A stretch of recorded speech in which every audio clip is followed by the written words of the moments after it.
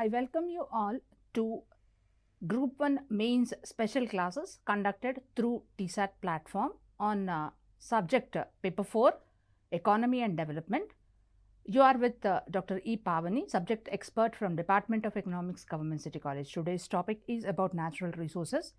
Under paper 4 Economy and Development, the students are expected to have complete analysis pertaining to the economy of India, Telangana economy, that is their state economy, and apart from that, because of the continuous development process going on in Indian economy as well as in Telangana economy, what are the repercussions of development process on the external environment, which is leading to different environmental problems. With this expectation, environment and development paper is introduced as third part of economy and development. Yesterday we have seen about the environment definition and development definition. What is the relationship between environment and development? Today's topic is going to highlight about the various types of natural resources, how they are going to be utilized in the process of economic development, how the overutilization and overexploitation of the natural resources resulted into various environmental problems. Could be pollution of the environment, could be changes in the weather and climatic conditions of the country as well as of the state, kinds of things. What are going to be the contents of natural resources? Under natural resources, we have land, labor, capital, organization, economic kind of classification of the natural resources. But in today's topic, we are going to cover about the forest resources. What is the importance of the forest resources? Then a special aspect called as commercial forestry or commercialization of forests, where we are going to understand how the development process has led to commercialization of the forest.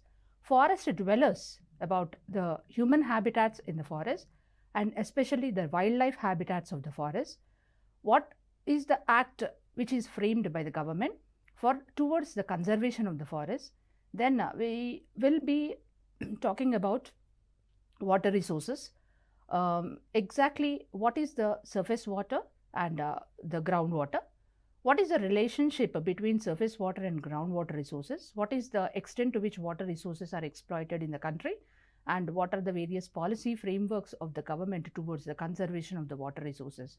And how the competing demand for the water in terms of drinking water, in terms of industrial usage, in terms of agricultural demand is leading to deterioration of the water resources and pollution of the water resources, and how the countries, especially the governments, have to think about special policies in order to protect the present water resources and even avoid water conflicts in the future, so as to ensure sustainable development of human life on this planet Earth.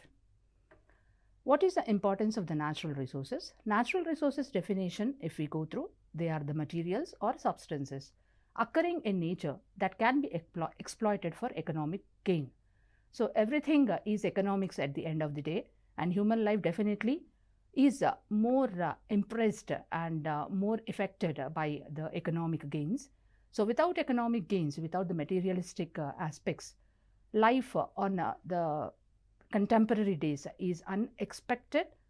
Here, the natural resources therefore play an important role in getting exploited for the purpose of improving economic gain amongst the human beings or amongst the countries or amongst the economies of the world.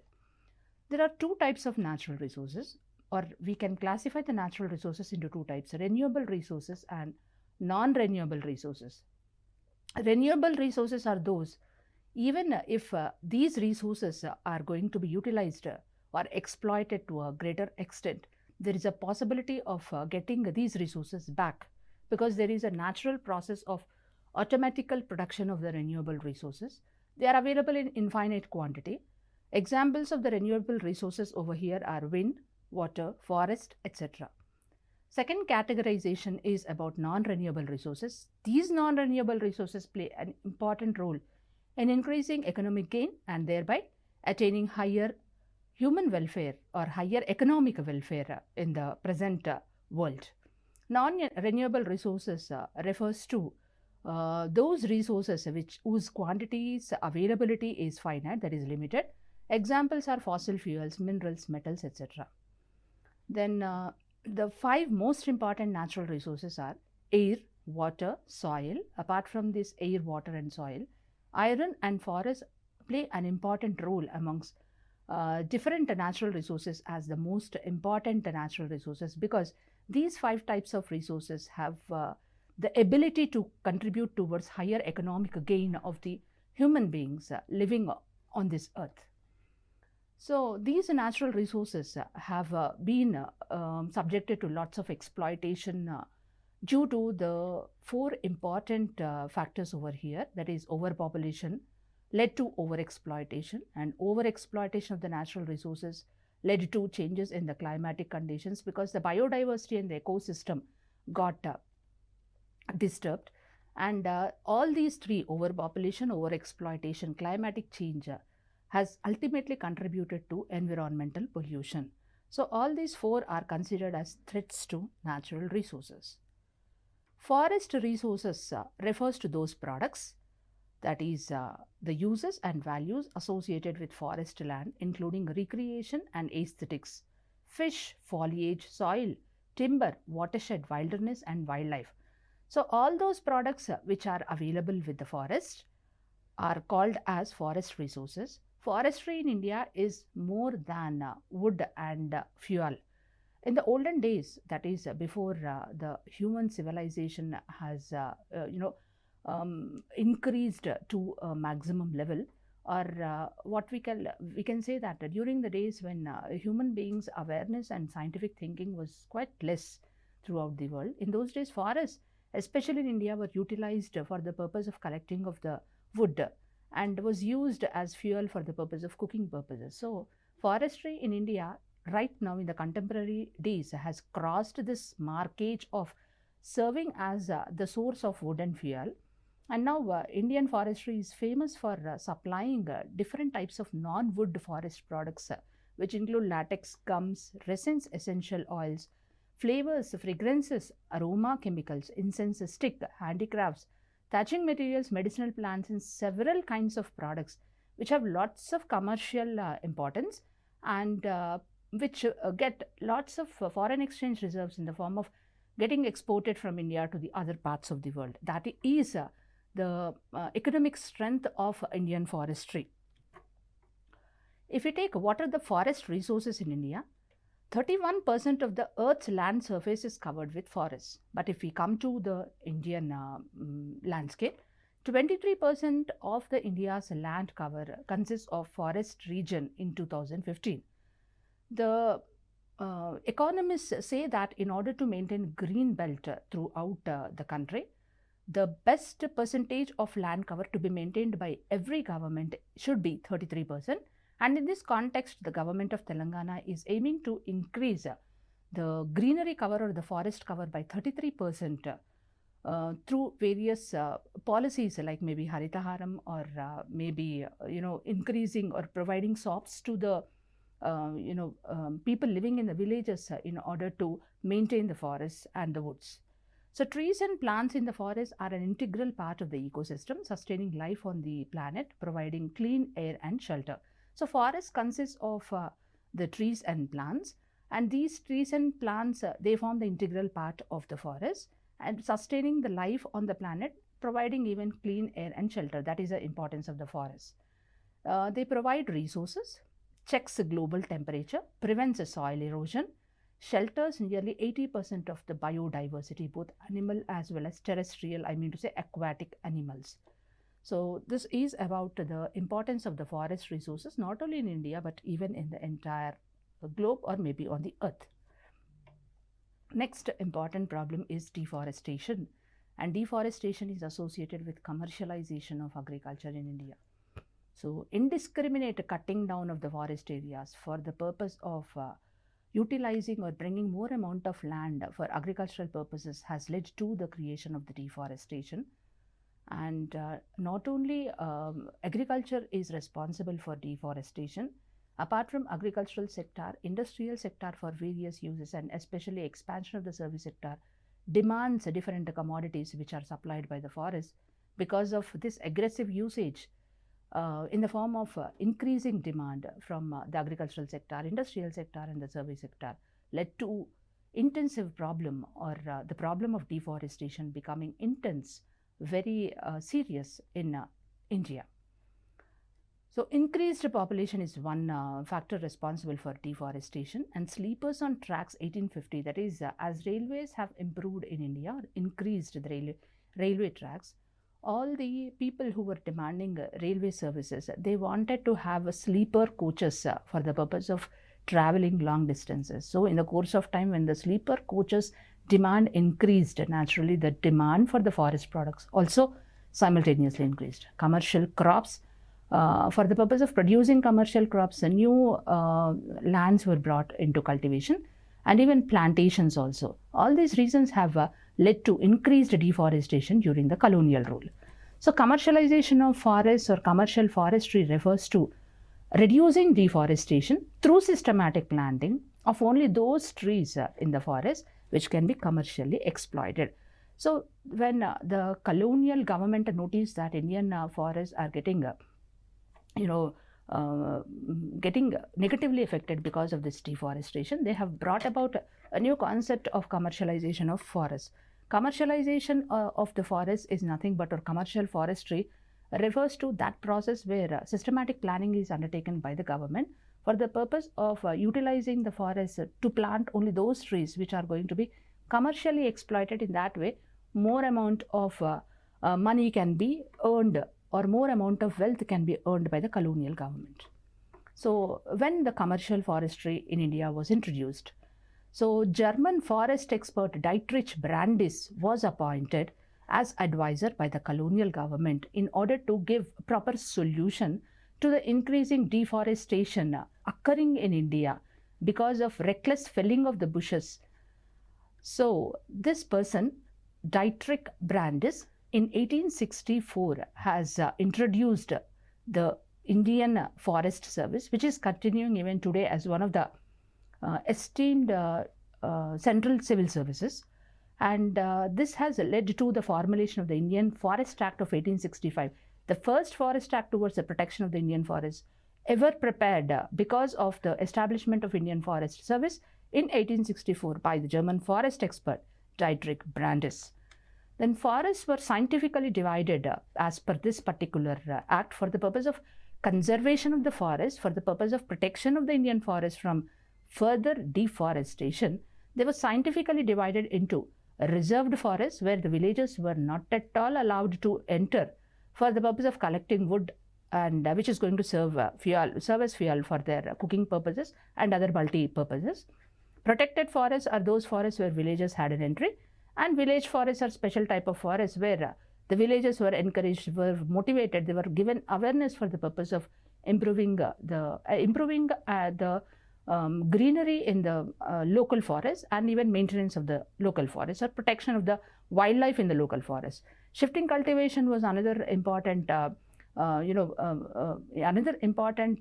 method which was introduced by the colonial government under the Indian Forest Act of 1865, and giving importance to the plantations, where plantations were encouraged only in the protected, in the reserved forests, which are going to not only become commercially viable to the colonial government, but which are going to even serve as a protective coverage towards the maintenance of forest cover in India. Conservation of the forest further tells us that deforestation is a permanent destruction. So in order to reduce this permanent destruction, government always tries to improve and increase conservation, or give more importance towards the conservation of the forest. Increasing deforestation activities led to the concept of this conservation of the forest. And conservation of the forest is the practice of planting more trees and maintaining the forested areas for the sustainability of the future generations, which is done through selective cutting, one particular method. That is, cutting is done only selective trees are allowed to be cut. Clear cutting, that is the trees are going to be cut totally, so that the next precipitation is going to give rise to a new plant sapling in that particular place. Shelter wood cutting is another important method for conservation of the forests initiated in India. Then for further, under the conservation of the forest, because deforestation is caused by the forest fire, Firefighting technology has to be utilized for the purpose of conservation of the forest, and increasing forest cover by planting more trees. Prevention of exploitation of the forestry and the forest products, another important method. Existing forest protection from diseases by spraying chemicals. Forest management bodies are to be maintained for the purpose of conservation of the forest.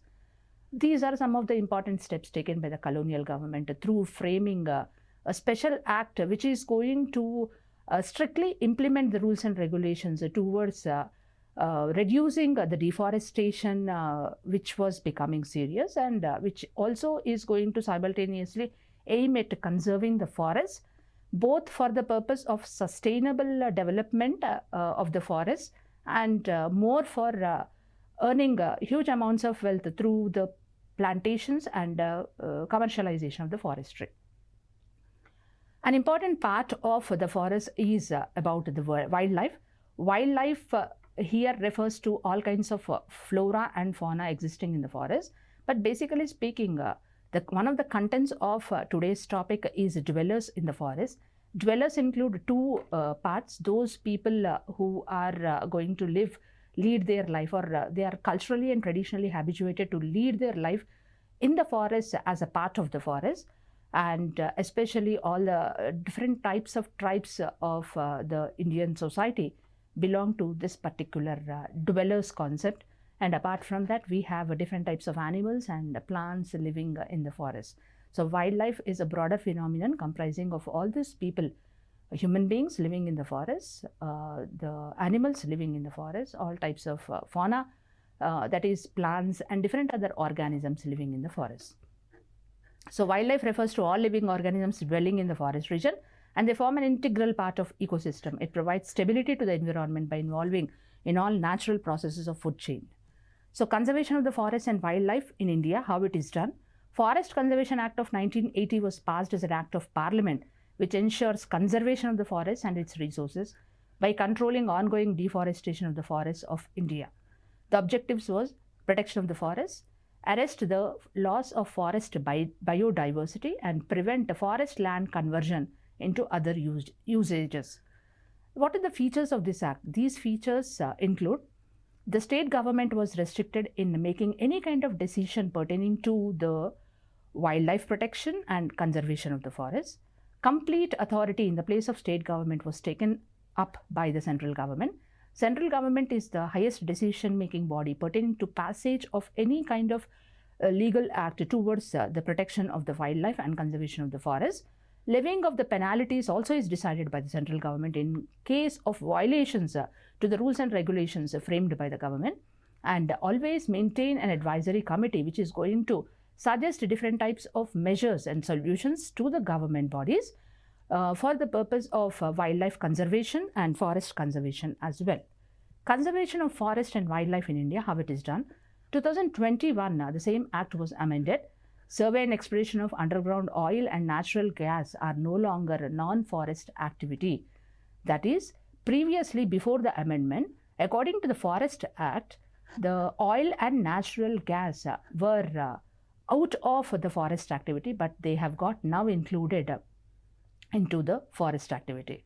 Then railway networks land or land which is acquired for the purpose of expanding and extending the railway networks are totally exempted from the act, and leasing of the forest land for commercial purposes now need permission from the central government. Prior to that, it was the state government and the local government also had its say in providing permissions for utilizing the forest land for commercial purposes, and proposal for plantation of native species of palm and oil-bearing trees and ecotourism facilities. So this is the way in which certain new aspects got added to the Forest Conservation Act in the form of amendment in 2021. Now the next is what is the status of the dwellers of the forest, that is the wildlife, how they are important. So what is wildlife? Wildlife is nothing but it refers to all undomesticated animal species, although it now includes all animals that evolve or exist in the wild in an environment free of human intervention. So deserts, woods, rainforests, plains, meadows and other places like densely populated urban areas will have different forms of wildlife, and wildlife comprises of all undomesticated animal species, different types of plants, fungi, other organisms that live or grow wild without any human interruption. And maintenance, this wildlife is very essential because they maintain ecological balance. They serve as source of gene bank for breeding programs also. Balances population because the earth is or should be composed not only of human beings but different types of fauna and flora. Maintains even proper food chains and natural cycles also. Provides a variety of animals for the human beings for the purpose of hunting. This is about the importance of the wildlife. And wildlife conservation in India. Wildlife Protection Act of 1972 was framed, and according to the Wildlife Protection Act of 1972, wildlife includes, or the definition of the wildlife include any animal, bees, butterfly, crustacean, fish and moth, aquatic or land vegetation which form part of any habitat. Wildlife is equal to flora and fauna in their natural habitats. Wildlife in India is a symbol of natural pride and cultural heritage. Wildlife in India is used for xenotransplantation, that is for most of the medical researchers, wildlife plays an important role, and thus helps the government to establish its special status in the entire world as one of the leading countries in terms of scientific research and pharmaceuticals also. It serves as a renewable source of a large variety of commercial products. Project Tiger, Kir Lion project are some of the important projects which are taken up by the government of India towards wildlife conservation. Coming to the wildlife conservation programs in India, what are the different types of programs initiated by the government of India towards wildlife conservation?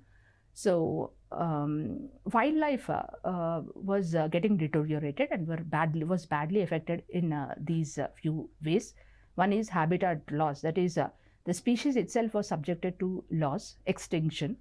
Then pollution because of the different types of air, water and soil pollution. Because of the seriousness of the pollution also, wildlife was subjected to lots of extinction, and indiscriminate hunting in the form of poaching of the animals, trunks for getting even the leather, for getting horns by the human beings also led to the wildlife or threat to the wildlife. And introduction of the exotic species where the natural species have totally got eliminated, and new foreign species or alien species are getting into the space, creating threat to the natural species. The best example, we have the Kolleru Lake, which served as a source of water for few specific birds which used to visit Andhra Pradesh in those days. And even today also, if you take any kind of household, we are not able to see those little sparrows which were kind of eco-friendly sparrows and human-friendly sparrows, which are subjected to lots of extinction. And today I think the kids are not leading their life seeing these special features of the nature in the form of sparrows which are totally on the verge of extinction, rather than spending more life with their electronic gadgets, basically speaking.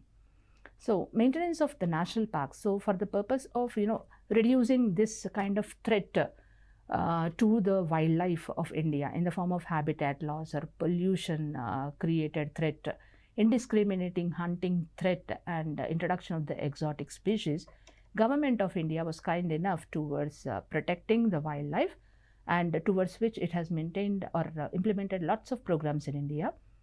Under these various programs, the first one, we have the maintenance of the national parks and sanctuaries and biosphere reserves, where special care is taken for maintenance of the forest cover as well as conserving or protecting the wildlife which is on the verge of extinction. The Wildlife Protection Act of 1972 was framed with the objectives of prohibition on hunting of specified plants and animals, setting up and management of national parks and wildlife sanctuaries, control of trade and commerce in wildlife, and setting up of wildlife advisory board at different levels, empowering even zoo authorities also. So 2002 amendment of the act says that community reserves are going to be maintained, where the acts are going to become, or the legal rules and regulations are going to become more stringent. What is a national park? National park is protected area of land in which a typical ecosystem with all its wild animals and wild plants and animals are protected and preserved in natural surroundings. So what is a national park? National park is a park which is provided to for leading a free life for the animals which are undomesticated, which live wild, and even the plants also which lead their life as wild. They are protected and preserved in the natural surroundings. On April 2012, there were 1 or 2 national parks in India, and 17 national parks and sanctuaries have been selected for Project Tiger to protect and increase tiger population in India. If you come to important national parks of India, we have the 𝗳𝗏𝗺𝗺 National Park in Uttarakhand, Kaziranga National Park in Assam, Hazaribagh National Park in Jharkhand, Kanha National Park in Madhya Pradesh, Sundarbans Tiger Reserve, West Bengal, Gir National Park in Gujarat, Bandipur National Park in Karnataka, Desert National Park in Rajasthan. So here you can see EX is extinct, that is they are on the verge of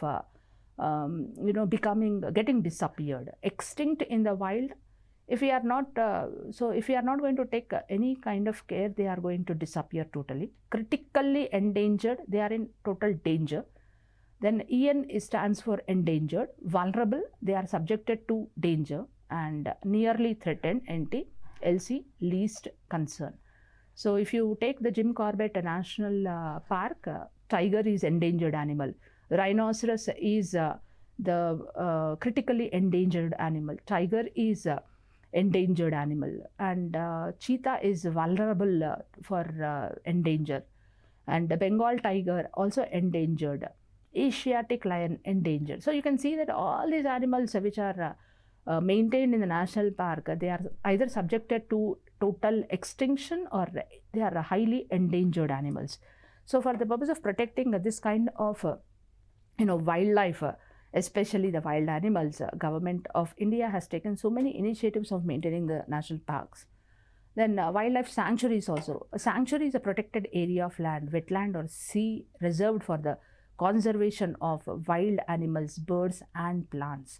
So sanctuaries mainly are the shelter homes maintained by the government with its strict rules and regulations to provide protective coverage, protective life, especially to the birds of the Indian subcontinent. So India has over 492 wildlife sanctuaries. These cover over 3% of India's total geographical area. Hunting of any kind is prohibited in these sanctuaries. So if you see the sanctuaries, national sanctuaries of India, 𝗂𝗽𝗄𝗃 bird sanctuary in Rajasthan, which shelters Siberian crane, which is one of the famous bird. Chilika Lake bird sanctuary in Odisha, which is very famous for waterfowls, cranes and ducks. Manas wildlife sanctuary in Assam shelters panther, tiger and rhinoceros. Dachigam sanctuary in Jammu and Kashmir, Kashmiri stag and musk snow leopard. Madhumalai wildlife sanctuary in Tamil Nadu, Nilgiri Hills, it protects elephant, four-horned antelope. Likewise, so many sanctuaries are maintained in different states for the purpose of protecting a variety of wild animals and birds. And biosphere reserves, a special concept.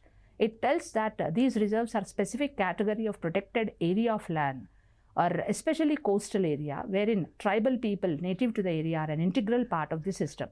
So biosphere reserves refers to those reserves where the tribal people play an important role in protecting the wild flora and fauna in India. So these are some of the important biosphere reserves which are part of the world network of biosphere reserves in India. Then if you come to the water resources are sources of water potentially useful in agriculture, household, recreational and environmental activities. 97% of water on earth is salt water and only 3% is fresh water.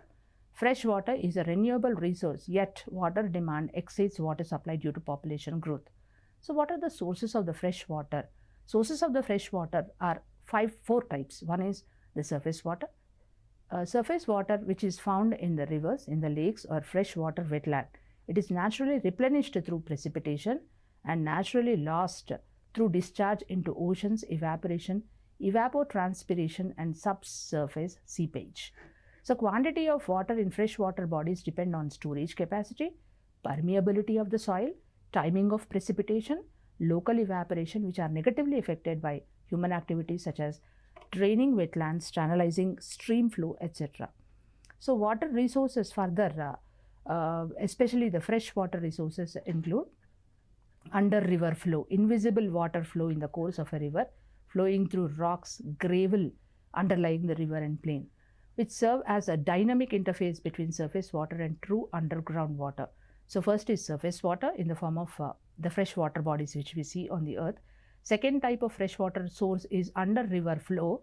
Third type of freshwater source is the groundwater or subsurface water, which is fresh water located in the pore space of soil and rocks. It flows in aquifers below the water table. Water and soil salinization due to evaporation, river seepage, direction and pollution, all caused by the human activities, lead to depletion and deterioration. Then we have the fourth one, that is frozen water in the form of iceberg. The Himalayas, serving as the roof of the world, contains high altitudes, glaciers and permafrost. Asia's 10 rivers originate here, supporting 1 billion people's livelihood. Global warming is causing great havoc. So water resources are utilized for the purpose of, these are the 4 types of fresh water resources. The first one is the surface water. Second is river water flow, under river water flow. Then the third one is the groundwater, and the fourth one is frozen water.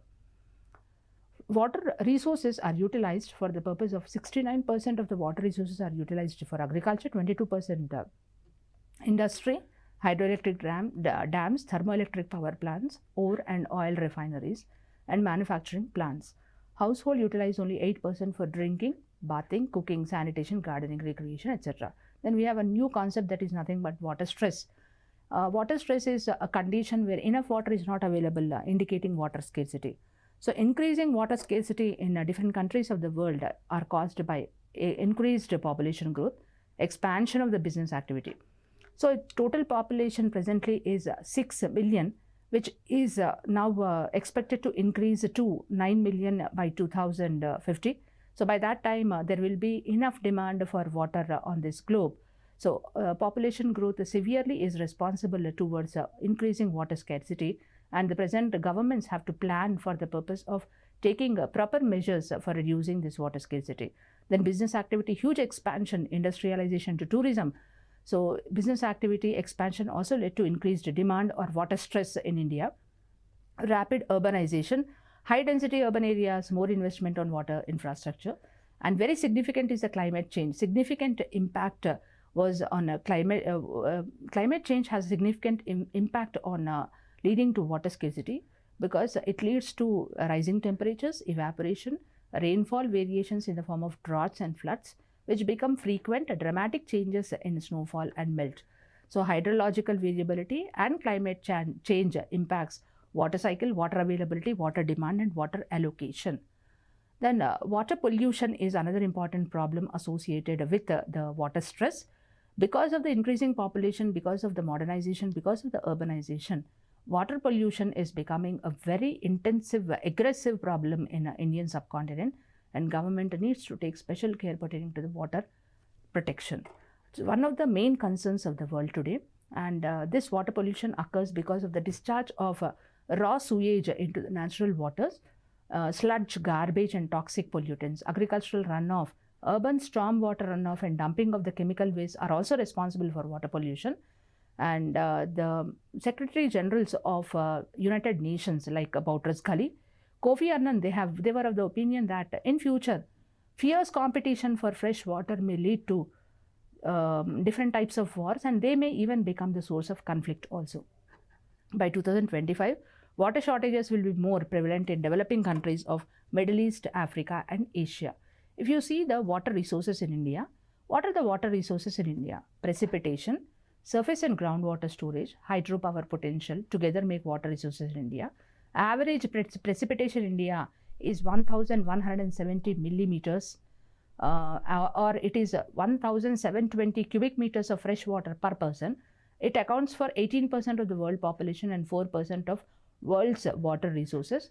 Indian rivers interlinking project is an important project taken up by the government for the purpose of interlinking different rivers in the country in order to overcome the temporal and spatial gaps in the availability of the water bodies in the country. 80% of the rain experienced from northeast monsoons. Northern and northern-eastern rivers receive more rainfall. Total water resources going waste to the sea are nearly 1200 billion cubic meters. So overall speaking, we have enough water resources in India, but these water resources are not properly tapped for the purpose of meeting increasing demand for water from different sectors of the economy. So government has to take a special care and prepare different types of policies for the purpose of reducing the water wastage, tapping the water resources, conserving the water resources for the purpose of attainment of economic development as well as sustainable development. Food security can be attained when water security is attained, and water security can be attained only when energy security is there. So food security, water security and energy security are the three important contemporary aspects which are interrelated with each other for the purpose of promoting sustainable water development in India. If you see the water pollution in India, total towns and cities are 3,119 towns and cities, out of which 209 have partial treatment facilities and 8 have full wastewater treatment. 114 cities simply dump untreated wastage and partially cremated bodies directly into the river Ganga. All river basins face severe water shortage for drinking needs during intense summer season when rainfall becomes negligible.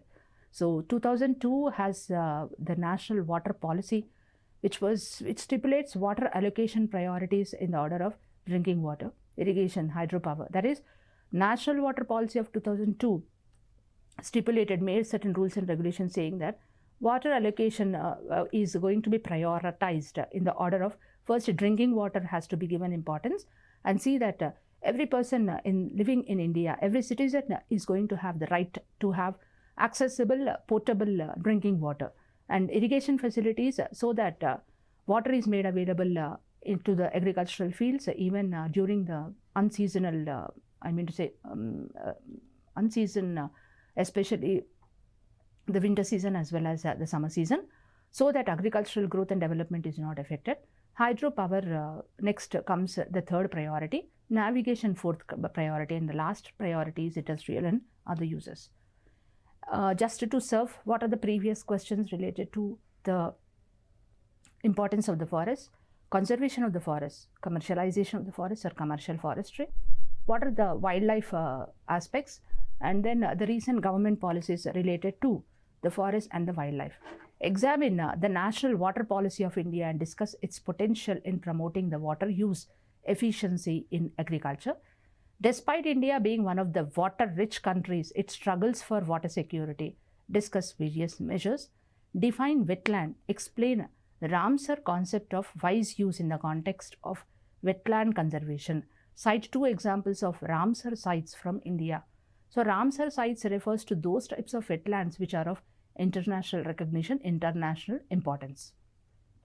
Discuss the advantages of river linking and its possible impact on the environment. Climate change is a global problem. How will India be affected by climate change? How Himalayan and coastal states of India will be affected by the climate change? The Namami Ganga and National Mission for Clean Ganga programs causes mixed results. What quantum of what are going to be the better methods that help preserve river Ganga better than these small initiatives or incremental inputs taken up by the government of India?